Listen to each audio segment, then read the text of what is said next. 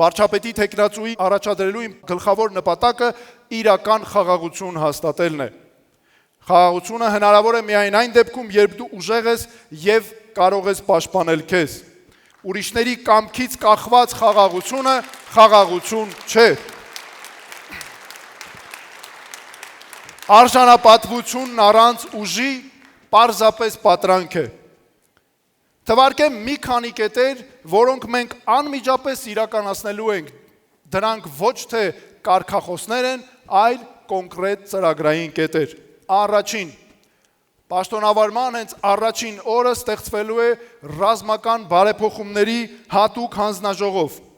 6 ամսում հանձնարարվելու է հատուկ հանձնաժողովի եւ աշխատանքային խմբի մշակել համապարփակ ռազմավարություն, որի իրականացումը կսկսվի անմիջապես։ Երկրորդ, հստակ ժամկետներ։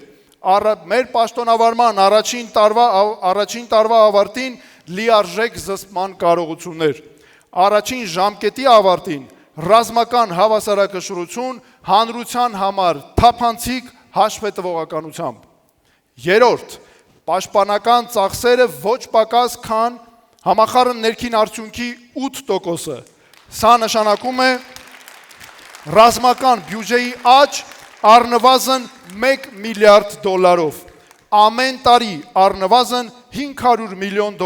հայաստանյան ընկերություններից գնումների համար ազգային ռազմաարդյունաբերական համալիրի զարգացման համար։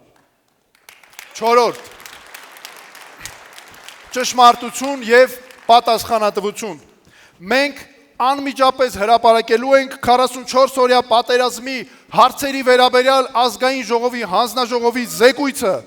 Հասարակությունը Հայաստանում իրավունք ունի իմանալ ճշմարտությունը։